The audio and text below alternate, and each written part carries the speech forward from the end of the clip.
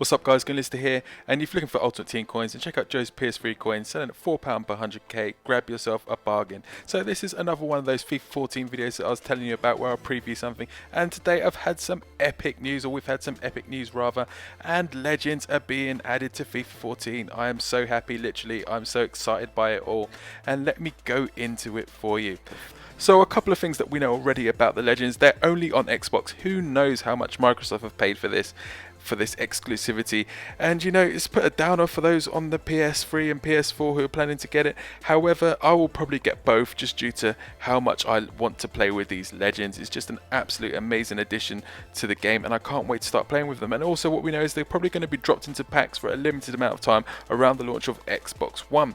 So I'm not going to mention every player, because some players, even though they are legends and made the list, for me are not going to be that exciting, and going to be probably just, you know, players that you're not really going to be that interested about. But the few that interest me, I'll mention. So I'll start with Dennis Bergkamp. He's going to be an absolute legend. We've all seen that goal where he just basically, you know, he's got his own turn, like did the defender. I think it was Dabizas or some poor Newcastle defender.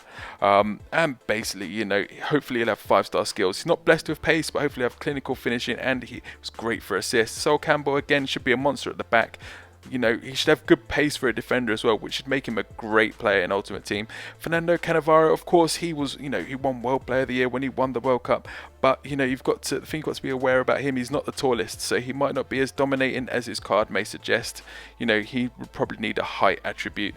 You've also got Frank de Boer as well. Marcel Desailly, he should be a good player because he was a beast physically as well as an animal. He could play centre-back, centre defensive mid, and he should be dominating games for you. The next player that I'd say should be an animal, of course, is Ruud Gullit. He's all through the press. You've seen the photos. He's in the trailer.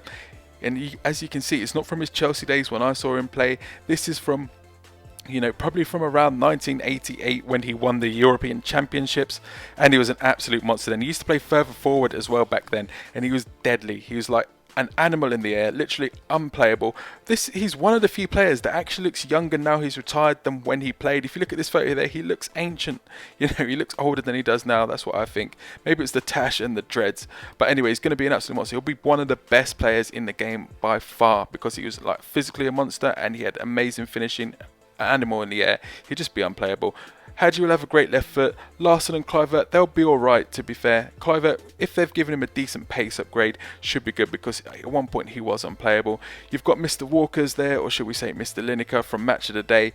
He'll be a great finisher. Freddie Ljungberg, for me, should be a decent player if they give him the right pace, because he was so clinical when it came to finishing. He'll be a deadly winger. You've also got Mateus there, who basically won the World Cup in his day, was the best midfielder of his generation for a while, and Paolo Maldini was one of the best defenders that I've ever seen play the game. Plays centre back or left back, absolutely amazing. 20 years at AC Milan, one of the best you'll ever see in the game, and I think he'll be unreal. He's got the height as well, he's got everything. He should be literally, you know, just unplayable, unstoppable.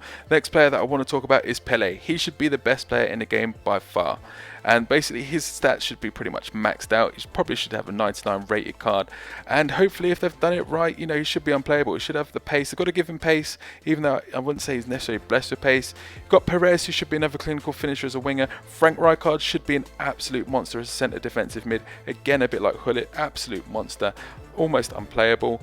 Rui Costa will be good for assists. Seaman and Sheringham, not great. If Shevchenko's from his Milan days, which he should be unplayable. He should be absolutely rapid as well, and he would be one of those sort of hidden players that people may not expect to be good, but he should be absolutely amazing, and that's probably due to the fact that he failed horribly at Chelsea. So we've got Van der Sar, who should be the best keeper around due to his height and all that he's won in the game. Vieira should be a monster based on his Arsenal days when he was absolute hero and like just dominated games left, right and centre. Vieri should be strong as an ox and basically a clinical finisher. I'm sure he's one of the most expensive players. I'm sure at one point he was the most expensive player around in football, and he's been transferred for so many millions. I'm sure over 100 million from his various transfers.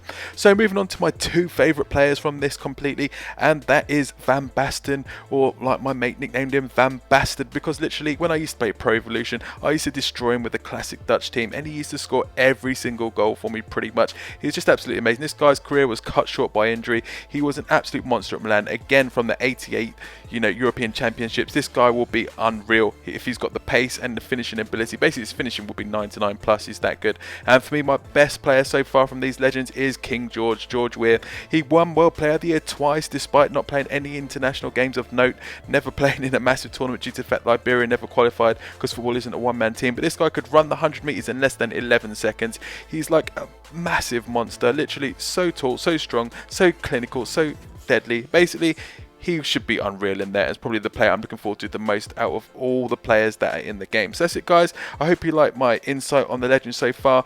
There may have been more, but you know, due to licensing, probably EA haven't been able to negotiate those contracts, but you never know, they might negotiate a few between now and then. That's it, guys. If you like this video, leave a like below, comment, subscribe, and as always, thanks for watching.